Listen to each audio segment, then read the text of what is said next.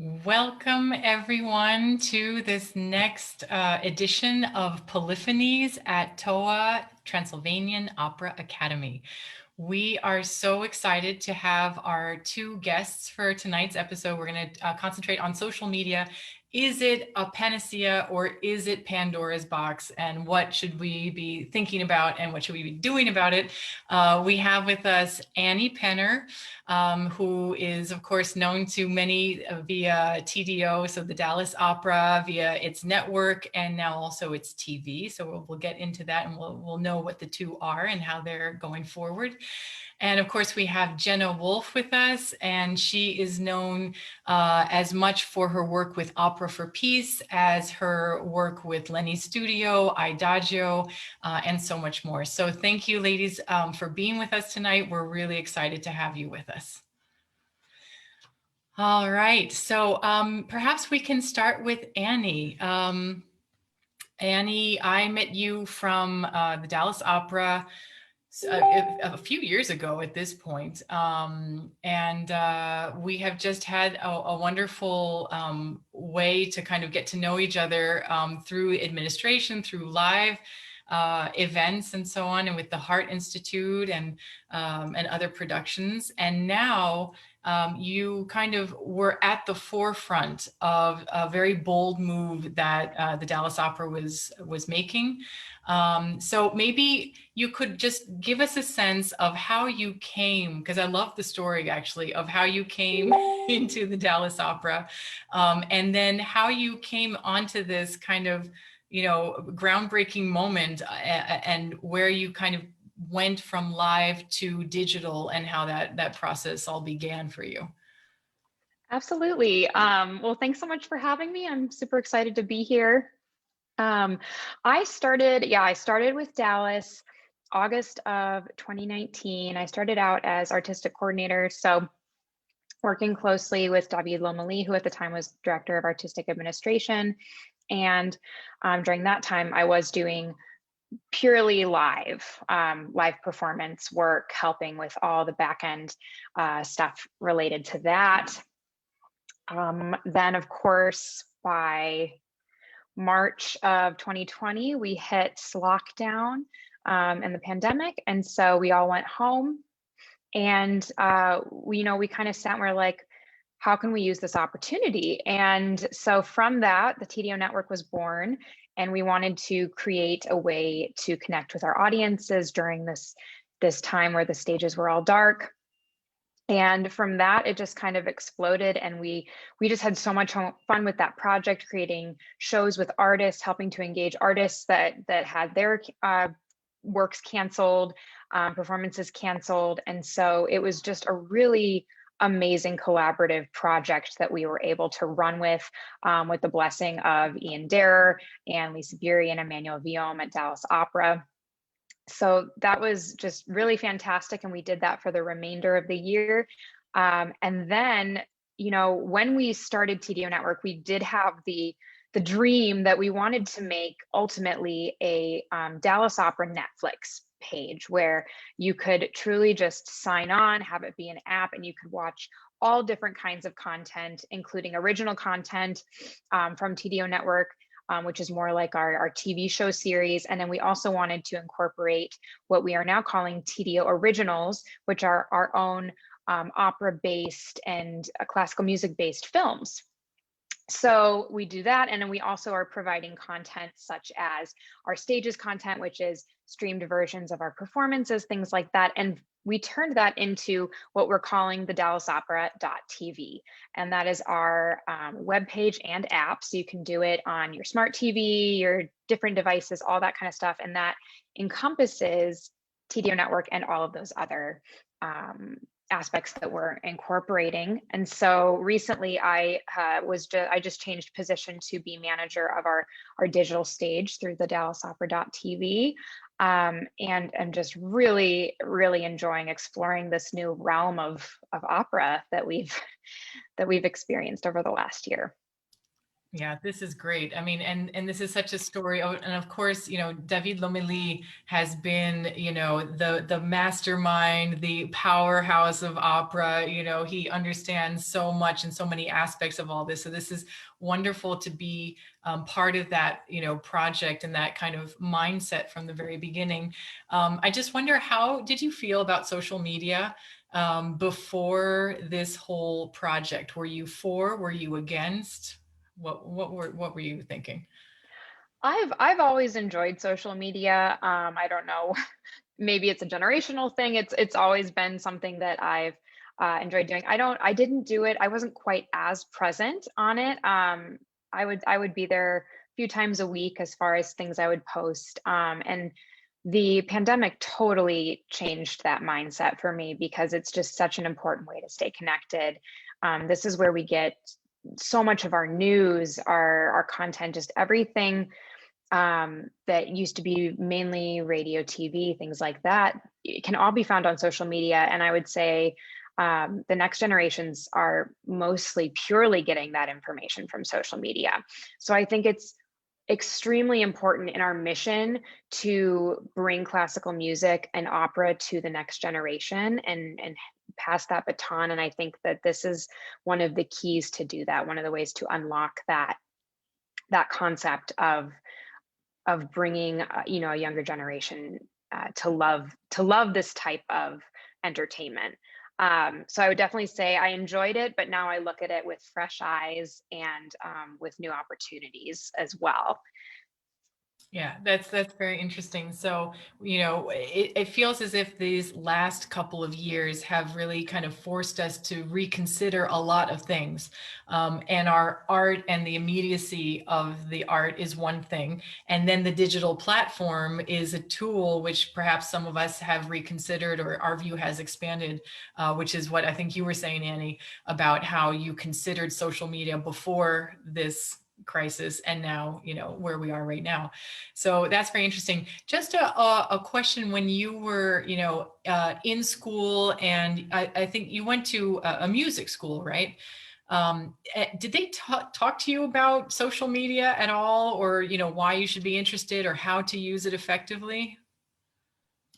They did. It was definitely brought to us as a way of branding your personal business, of being a musician, of being a singer, and that is a key way to put out who you are and help people understand what makes you special, what makes you unique, and why someone might be interested in hiring you. So I would say it was an important part of that, and it's grown exponentially since I was in school even. So Okay, well, that's great, because it really, I think, depends on where you are in the world, because I think we're, in the States, people are much more savvy, I think, in general, and familiar with social media, and also the role that we have to take as performers and as artists and as administrators in promoting our music and our art. I think we have a different sensation and a different set of expectations in Europe, and then it can also vary from Eastern Europe, Western Europe, what's going on. And we could also talk about the role of government and funding, and why we might be more savvy about PR and social media and using all these tools in the United States, because we also have to be largely self-sufficient, whereas the governments in Europe are still helpful to the arts in a large way. But okay, very much food for thought. I'd love to bring in at this moment Jenna, because she also is, an expert on so many aspects of either hybridization, and the digital platform. So Jenna, could you walk us through how you came to the digital universe, and what attracted you first, and yeah, what were your first meetings with the digital world? It was definitely a winding path, as I think it is for most of us in this industry, even if you're not on this side, but on the performing side or anything else. I also went to school for music. My degrees are in performance on the horn. I'm a horn player, French horn player. And there was not much conversation actually when I was in school about digital marketing in particular. I think partially because instrumentalists in general have a bit less of this happening, especially if you're on the path toward an orchestral position or something like that. It's less of that than if you're going for a solo career or a solo vocal career or something like that, or even a composer. So we really didn't talk about it much. And I ended up starting my work in this field at an opera company at Minnesota Opera in development. I was working in fundraising. And while I was there, I collaborated very closely with colleagues in other departments, partially just because I loved them as people, but also because I felt that I was learning a lot from them. And I didn't want to restrict my learning and my knowledge to just fundraising. I felt at a certain point I would be a more well-rounded administrator if I got to know these other areas. So I was, I got to know everybody in artistic really well, education, and marketing and communications. And the then communications manager, who's one of my dear friends, he and I collaborated a lot. And we sort of found the places that fundraising and communications could meet, and where social media could support certain fundraising campaigns, and where patrons could support certain events happening on social. And from that, I worked there for several years. I ended up going on the road as a consultant for a while, and I met my then husband, who is now my husband still. He's a tenor, and we met in Minnesota and tried to figure out how to get the life together, which meant me moving to New York. And that presented its own set of challenges because I was on the road for Minnesota at this point, but I sort of needed some supplemental employment. And I ended up having a meeting with Kate Pizzaroni, who runs Lenny's studio. Kate's also married to a singer, so she knows this life very well. Her stepfather is Thomas Hampson. So Kate and I sort of understood each other on that level, but I started for her just writing news items and biographies basically for artists. I was writing news items for websites. I was writing artist bios, which were things I hadn't done before. So everything was new. I hadn't worked much on WordPress before, but I sort of learned as I went and was doing posting. And eventually we started having me do some social because we needed social support. There were artists who said, oh, I want to add social media services to my package. I don't want to be doing this on my own, or I'd rather just have one team doing this than 2 or 3 different teams.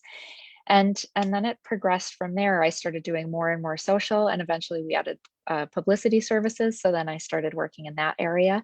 So I still do a bit of work, I would say, on the digital marketing side. The bulk of my time is more on press and sort of external relations and a lot of different things. But I had always had an interest in how not only people present themselves to the world, but how people connect with the world. And I think social media offers challenges in that area, but it also offers some great opportunities. And, as I traveled and continued to move through, there was a great organization that was just forming called Opera for Peace. And I knew one of the 3 founders, the 3 original founders, Julia, who was then the deputy head of casting at Opera de Paris.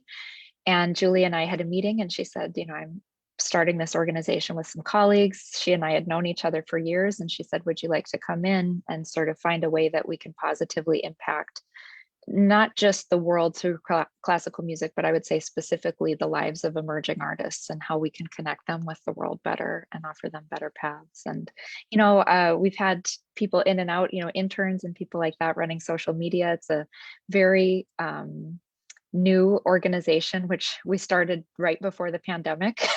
We actually launched it in the US at Dallas Opera as part of the Heart Institute final concert, which was really, really super because I think our missions and visions align in that way. But, when you start right before sort of the world tanks, you also have to rethink everything you're doing. And, everybody has been all hands on deck with various aspects of that organization. Same with Lenny's studio. We completely pivoted some of our business model. I mean, we're still very lucky to be working with many of the clients who have been with us throughout this whole time, but a lot of people had an entire year of work canceled. You can't pay a publicist if you have a year of work canceled. So then we started collaborating with Idagio, and we're working with them on their digital marketing and some press and programming and the global concert hall, all this good stuff. And I think as I said, it was a really winding path to get to where I am. And the fact that I have many, many jobs is not shocking, I think, in the arts. I mean, I'm also consulting on a great world premiere coming out this fall, Iphigenia, a new opera. But I think all of these things support each other. I don't take on any projects at this point that can't somehow be supportive of each other, either directly or indirectly, because otherwise I feel that it's not beneficial. Collaborations are our future, and I think all of us in the business are seeing this more clearly as well. And it's just a question of quality of time and quantity of time, and what do we value? How do we want to share with people? And what are our priorities? And yeah, this past year I think has highlighted those priorities in a much clearer way than they had been before, in how we're spending our time, what we're doing, and what we're sharing. And of course, Annie knows, coming from an opera company, and I know that in my background, it's very different and difficult in the US versus other places, because we don't have that same state support. We also don't have that same education level or knowledge of classical music, in particular opera. And so it's extra work. It's extra work for the artists that come from here. It's extra work for the organizations based in the US. But I think we're trying and we're fighting. Absolutely. And I think, necessity is the mother of invention, right? So I think if anybody, can make, there was the Viennese were saying of the Americans in one particular business situation, they said, oh, these Americans, they're so optimistic, they can make any crazy idea work. And that's kind of Yeah. what we're known for. I mean, we might be crazily optimistic, but yet we also are kind of bold enough or crazy enough or optimistic enough or hardworking enough to make, new things that seem impossible possible. And there was another interesting thing that you were talking about, because we see that both of you are on a digital stage, and we can talk about the digital stage versus the live stage, and the fors and the againsts of both of those media. But there's also this sense that there is a return to kind of a more organic and more complementary way of making our art these days, that perhaps before the crisis was not so kind of global or 360 degrees. I feel like it was much more kind of stay in your lane, do what you know, and then you can talk to somebody else in your lane, but you wouldn't kind of get this cross section that you've been talking about, Jenna. Do you also see that, Annie, in how projects have been conceived over the last year and a half? Or do you have another view on it? Yes, I completely agree with Jenna. I mean, and even what she was saying about just working closely within different departments, interdepartment relations, that's been crucial as a part of this process. Working so closely with our marketing team, especially for us in particular, we started doing TDO Network on social media. That was our first platform before we launched our new platform, and we are continuing to keep portions of it exclusively on social media as well, in addition to our platform. But we started it, and it was within the artistic department, and yet it was using this form of communication that had previously been more managed by the marketing department. And so that led to a whole new kind of collaboration between our different areas that we focus in, and a lot of really great collaboration with colleagues. I think we're all pretty close to Dallas Opera. It's not, an enormous company, so we're able to collaborate really well, but this took it to a new level that continues currently right now today. So Yeah, that's great. And another aspect, I think, is you're talking about within the administration, the different departments and how they can collaborate in new ways. And but I think that it's also true for the musicians. I think that it's really important for musicians, whether you're the conductor or whether you're a member of the orchestra or the chorus or or one of the soloists, to kind of embrace whatever the company needs from you in terms of being visible, to be, an ambassador on these social media. And I believe it was Julia, but I can ask her tomorrow because she's coming on to the TOA Summer Academy as a guest tomorrow. But I believe it was she who said that um, uh, certain agents will look at the activity of an artist's social media profile, and that actually is becoming more and more important in deciding who to cast. Have you found this also, both of you, to be a reality? And if so, what do you think about that? Yes.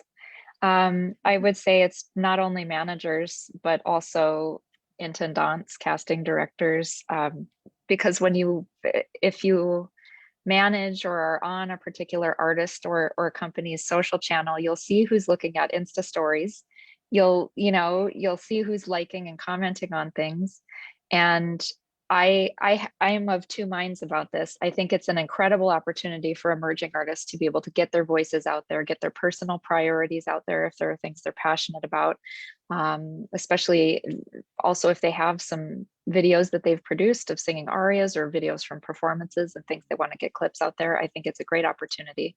I also think it's potentially damaging in the sense that there are artists who don't have the resources or the access to the same level of technology as other artists. So their recordings may not be nearly as high of a quality. They may not have a large enough space to suit an operatic voice or the instrument that they play. And I think in some ways it can reinforce this idea that people are being cast based solely on a visual representation, and whatever the sound is coming through an iPad or an iPhone, versus that in-person experience where the voice is resonating with you, where the personality is resonating with you. I mean, to be frank, I have much more interest in an artist who is a size 22 and who has an extraordinary voice and a wonderful presence on stage and is a great colleague, versus if somebody's a size 2 and really can only sing in a way that works on a microphone. That's a personal preference, and I know a lot of colleagues feel the same, but there are other colleagues who feel the exact opposite. And I think this social media and this visual medium is in some ways tipping the balance and hindering people or preventing them from getting out there. And what I would say to anybody is, don't let that idea hold you back, because we want to hear you, we want to get to know you. Be yourself and bring that. And be clever if you can in finding the resources to make these things happen, whether it's your local church that you go to record in, and if you have a friend who's studying videography in a college and needs to do a project for free or something. Yeah, because not everybody can afford even to rent or buy this equipment. And I think we need to find a way to level the playing field for people. And it's difficult to manage that at this moment. Yeah, that's very interesting. Annie, what do you think about it? I totally agree with the I think, yeah, disparity of the ability to have access to different equipment and things like that does level the playing field. However, I do think that one of the positive aspects of social media is letting a manager or a casting director or whoever might be looking at your content kind of into who you are as a person.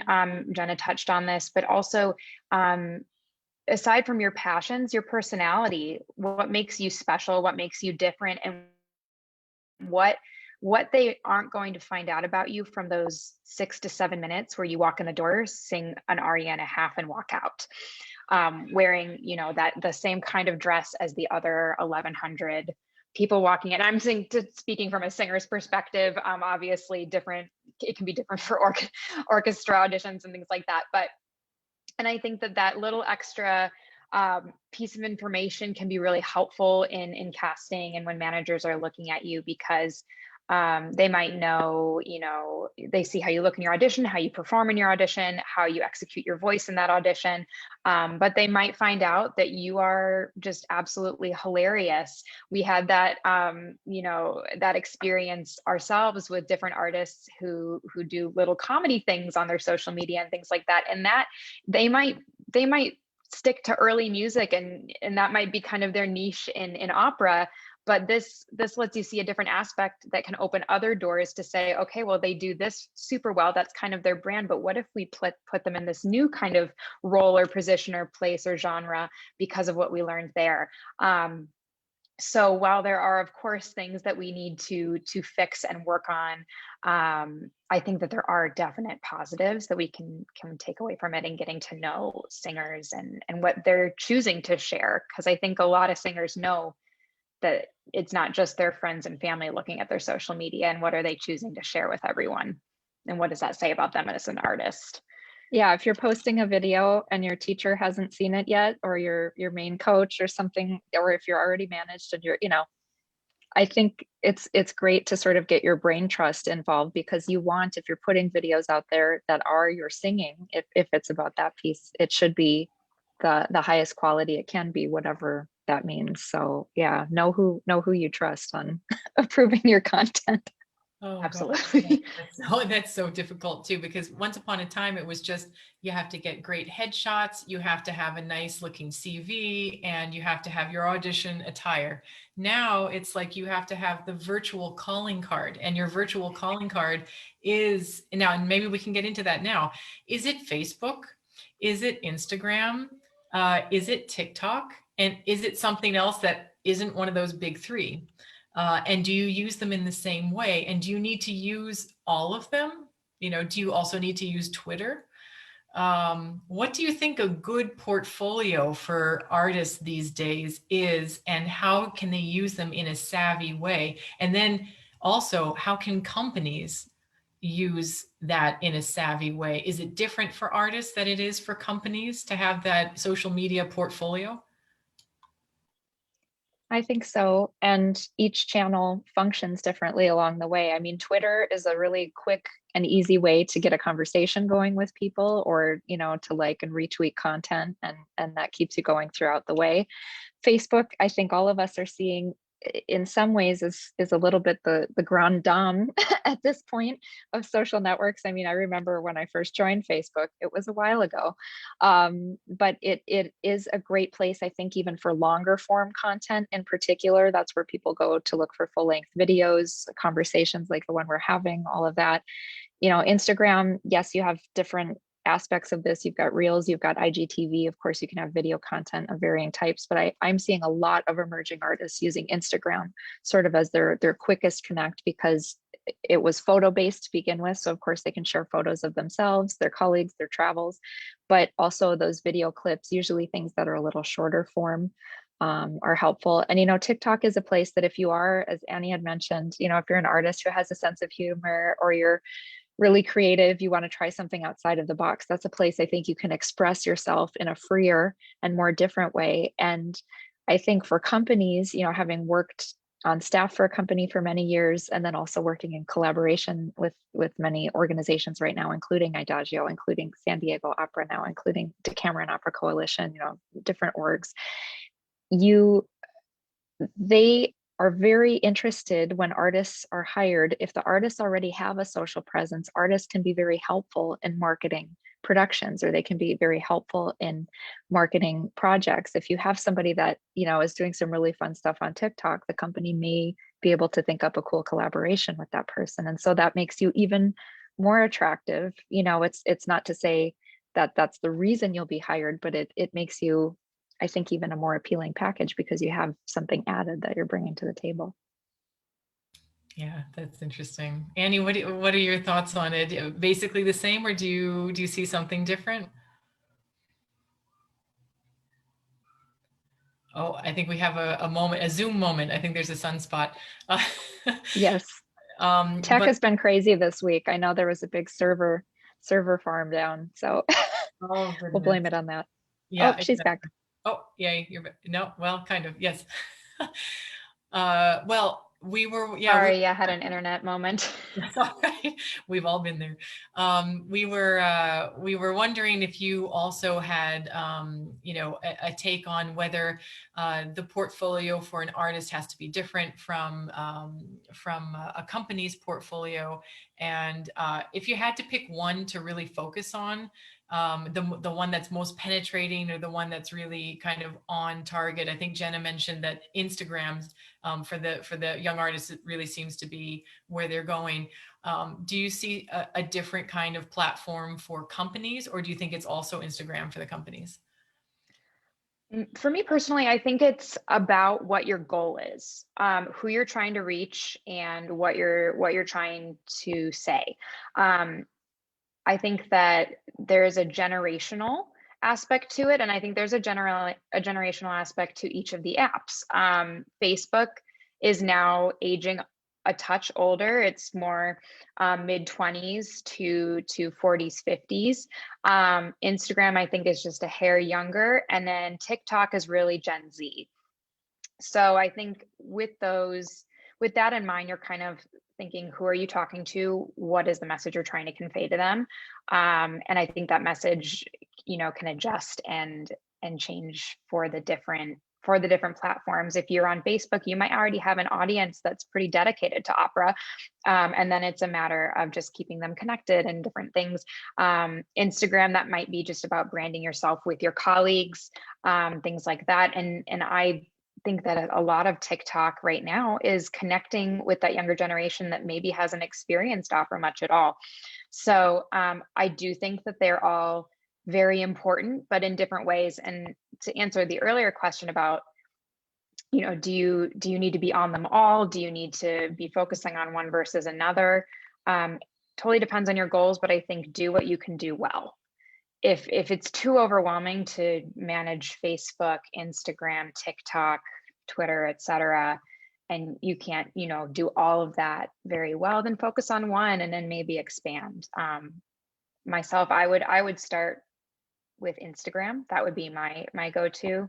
But I think, and then you just expand from what makes sense for you. If you're more video oriented, then maybe take a stab at Reels and go to TikTok. You can also share a lot of this stuff on Facebook simultaneously. There's multiple share buttons. A lot of the networks now are interconnected that you can press one button and it goes to multiple platforms, things like that as well. So I think it's comfort level and just putting your best version of yourself forward.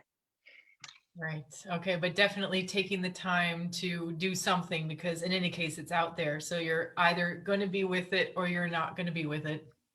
It's kind of like also when they're doing a search, these days, everybody's going to go on Google and they're going to Google you. So whether you want to have a website or not, you are going to be out there. And the advice that we got from somebody else was, you should have a site, or you should have a home, like a virtual home of your professional image, because then you can corral the traffic.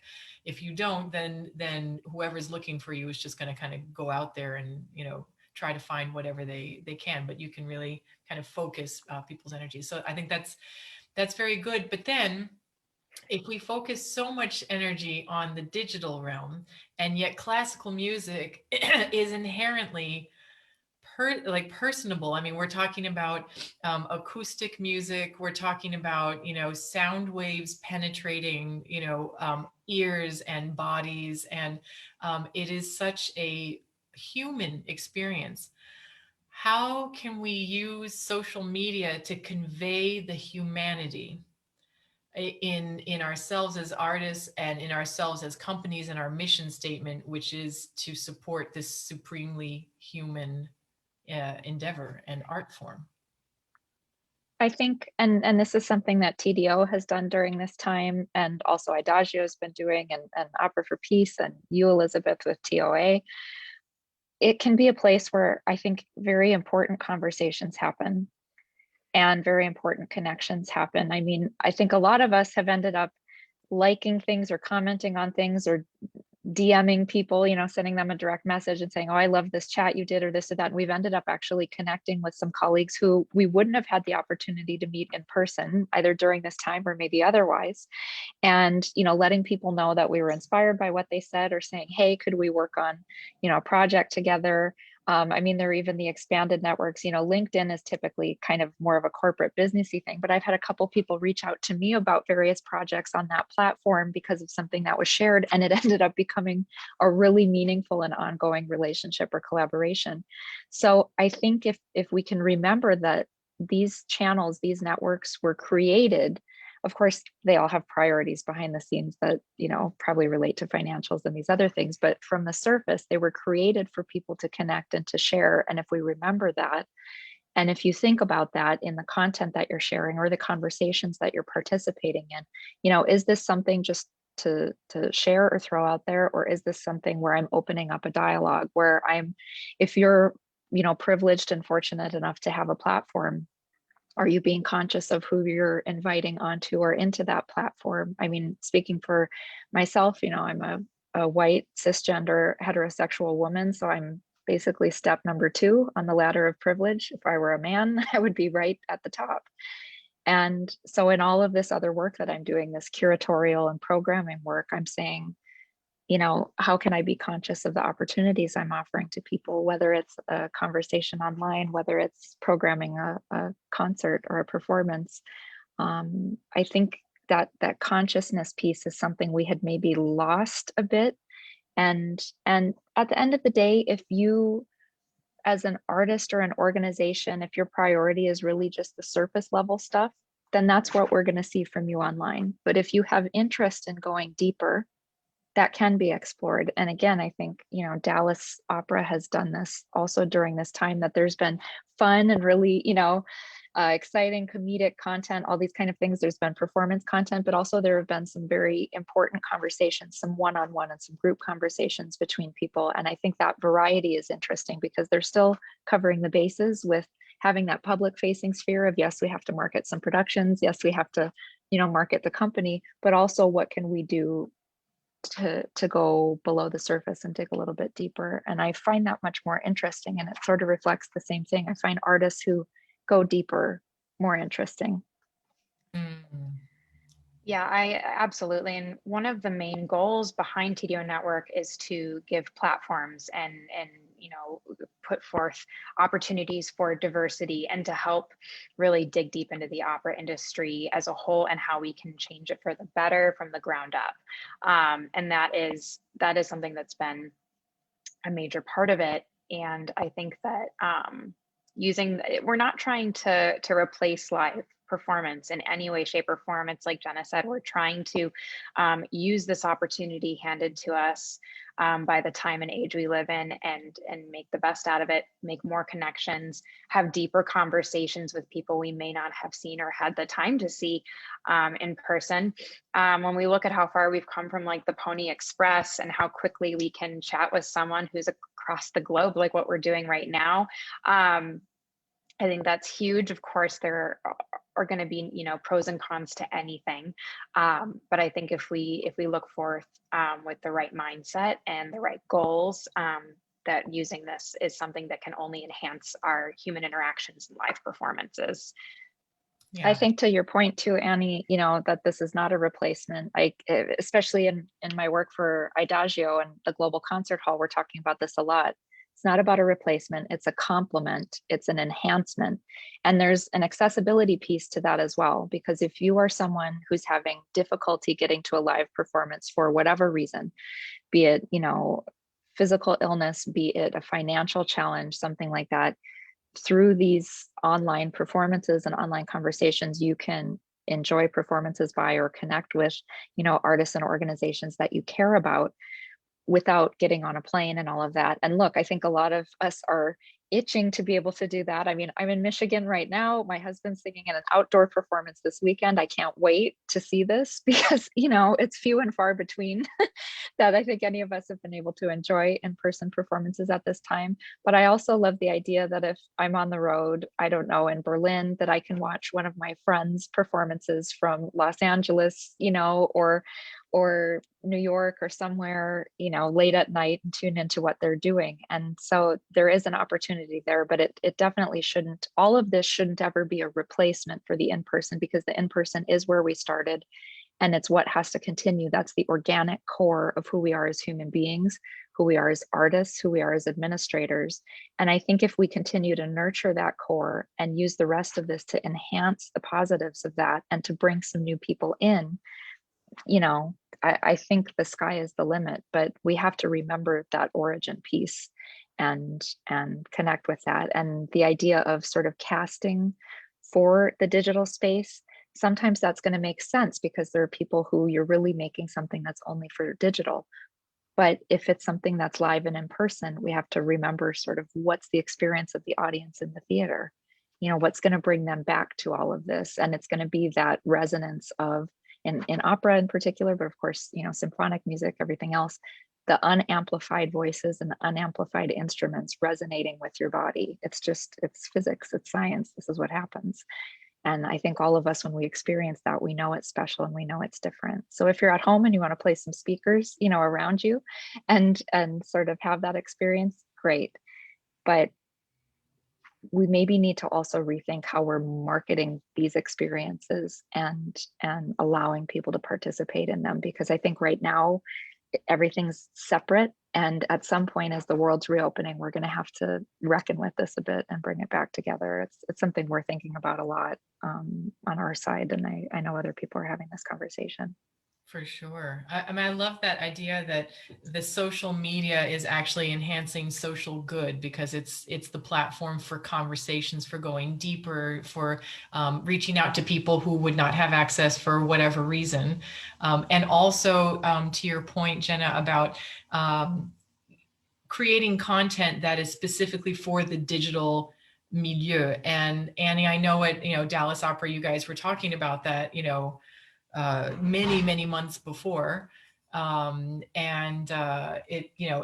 was really important to not just film another concert and do that and call it the digital experience.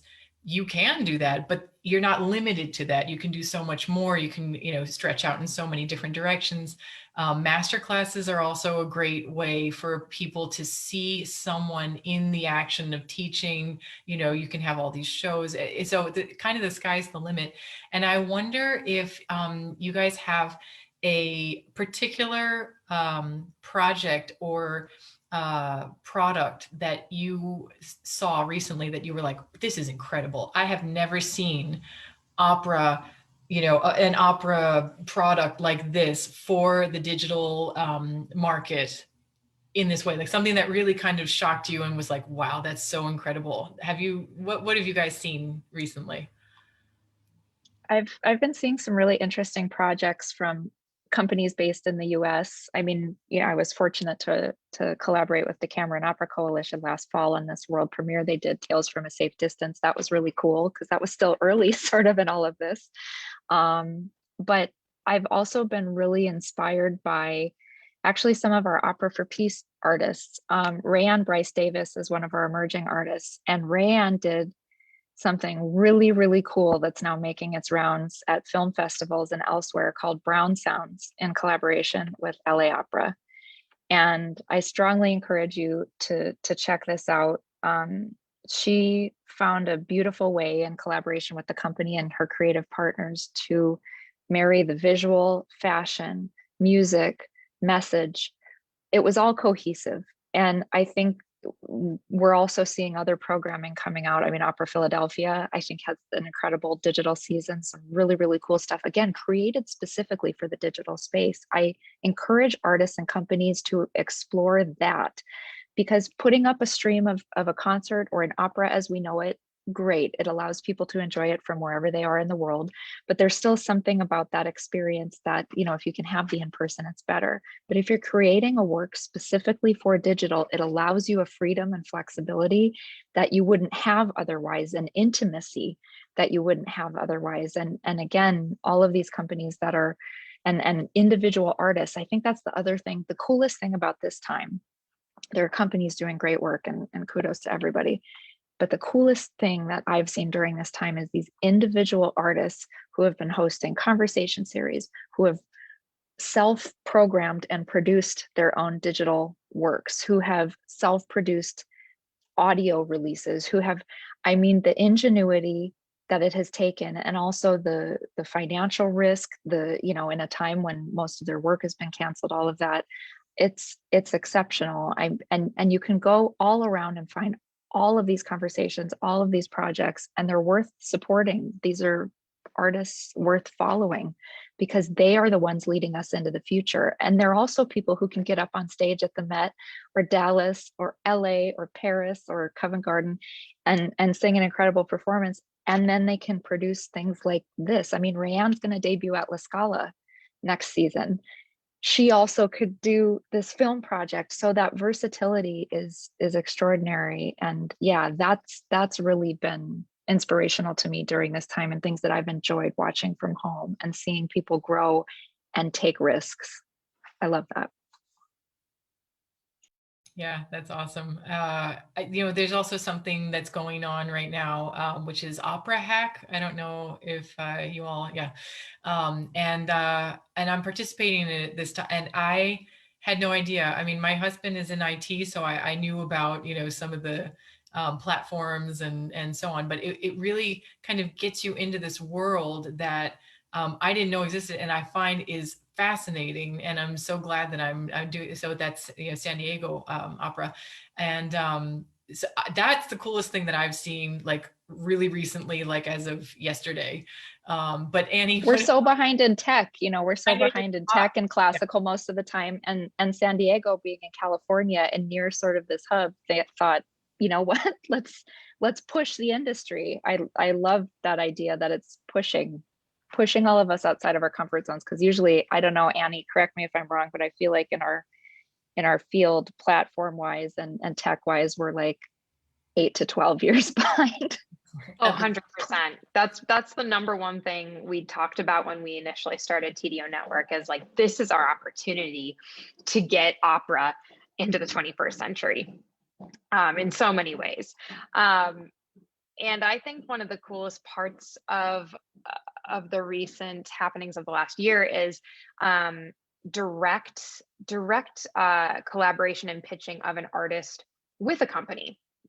Because I think a lot of this has been an opera company schedules an opera or schedules the next couple of next 5 seasons, however many they schedule ahead of time. They know what it's going to be. They know the production they're going to do, and all they have to do is fill in the pieces, fill in the people, work with some schedules, and get everyone cast. And the artist has their own interpretation of the role, of course, but at the end of the day, they're getting plugged into a production and they're told to go.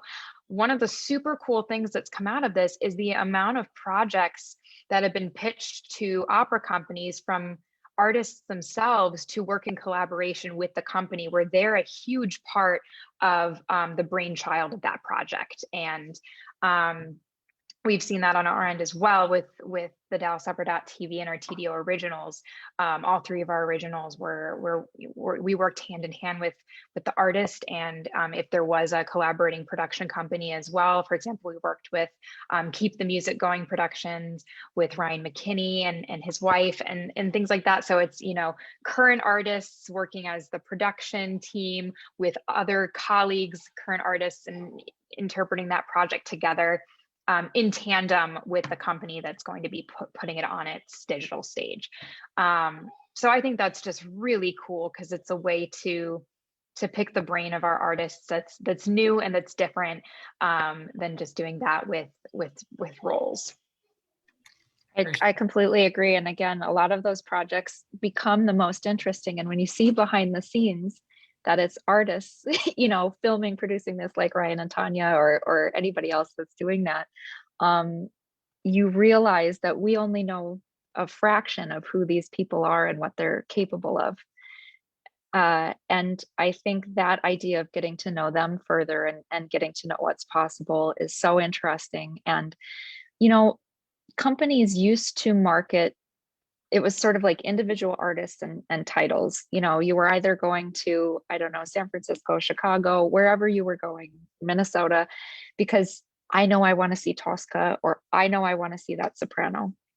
And I think we've sort of gotten into this situation where sometimes it's about productions or that piece, and that's what's marketed, and we've gotten away a little bit from really allowing our audiences to get to know the artists. And I think that's maybe turning back a little bit toward that piece, and I think it's going to benefit us in the long term, because artists, when they bring their personality to projects, whether it's something they pitch and produce or co-produce, or whether it's them, as you said, Annie, getting on stage, being cast in a particular role, you know, where it's set, um, it's far more interesting to know that, because then we get to know that whole picture of them, and it makes them more engaging, I think, for us when they're on stage doing those roles, when we've seen them do these other things. And it's our responsibility to educate the public, not only about the artists and about the pieces and the stories behind these works, but also just about opera and classical music in general. I mean, we haven't touched too much on the education piece yet. It's something we're working on a lot at Idagio. It's something a lot of our colleagues are talking about. But how can we also use this technology to bring audiences closer, or to connect with the audiences we haven't yet connected with yet? What are the barriers? What keeps people from watching a free stream? What keeps people from buying a ticket to something? What keeps people from showing up to an event?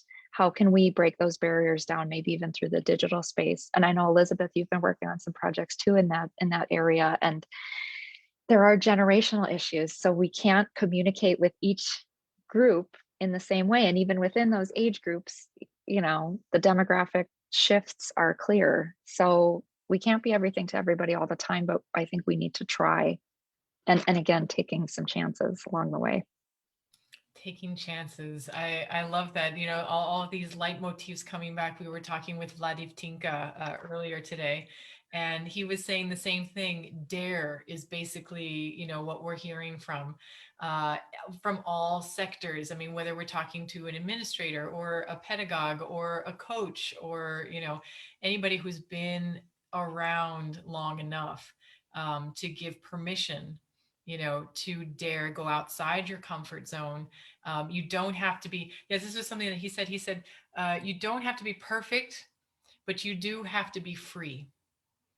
And I think that maybe the social media and the digitalization of our beautiful and human, you know, classical music can provide a freedom for us that we haven't had before. And, you know, as you both were saying, it can give a kind of depth to the person behind the artist, which is, you know, very important, I think, because we're all human. I mean, we're not just our job. And if you understand the reason behind how somebody can get into, you know, the character the way that somebody can, then that will kind of make you have a more intimate and authentic connection. So maybe it is a freeing tool, and not a tool of imprisonment, or, you know, you have to be the slave to the keyboard or the screen.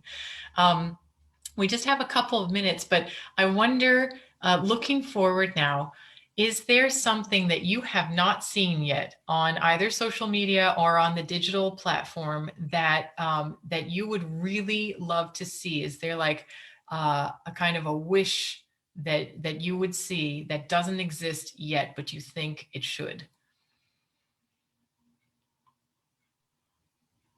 I think for me, you know, the outside of classical, the technology for streaming just in general, there are pieces of it that haven't quite caught up with the things that we want to see in the world. And I think one of those that's still in development, and of course there's some products that exist now, but they're still, I think, getting the kinks worked out, is that real-time collaboration between artists from various places around the globe. And you know, again, there are some technology products, there are some platforms that have been created to try and do this and make it work as closely as possible, sync everything as closely as possible. But I would love to see, you know, we've had a lot of conversations during this time, and these conversations, you know, have been on a variety of topics and are hopefully moving that dial forward in the industry in the way that it needs to go. But the thing that we haven't gotten to experience as much as I would like is the real time. I mean, I would love to sit in on a jam session with, I mean, I know a lot of opera singers who also started out singing jazz and Broadway. Like, and if they can't be in the same place at the same time, I would love to see how that would work virtually for us to just hang out with them for an evening from wherever we are in the world. And those pieces of technology are just still slightly behind the curve. And I think once that's ready, those would that's more fun stuff, but we should be having fun, right? Like, and it is again about having fun, taking risks. But I think that's something that I haven't seen yet that I would really love to experience, at least from an audience perspective and an appreciator perspective. Yeah, that's great. Okay, excellent. What about you, Annie?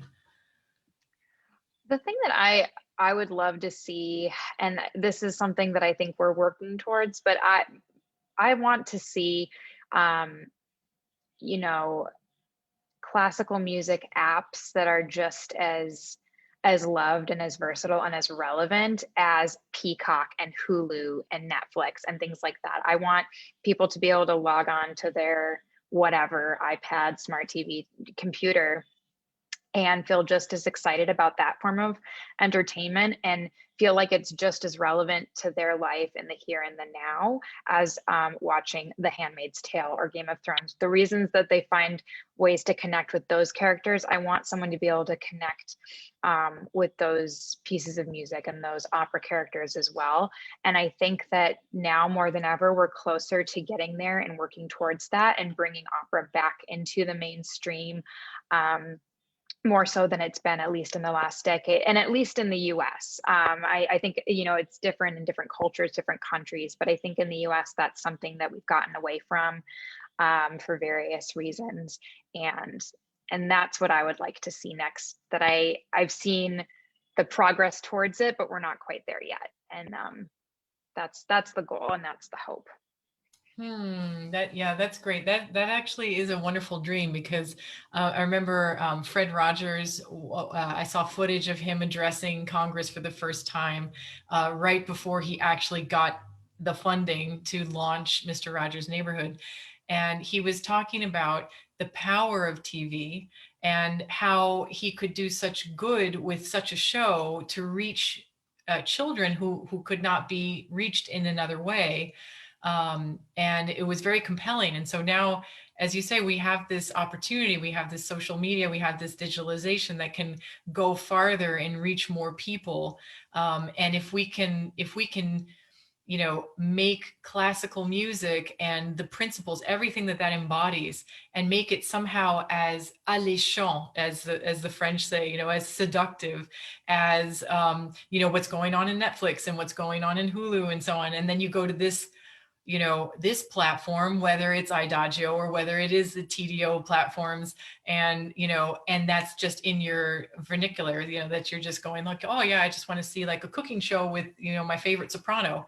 That would be great. Or, I want my kids to have like an edu app, and instead of doing like, I have nothing against Fruit Ninja, but, instead of Fruit Ninja, then we can do like, let me learn some solfege and it's fun.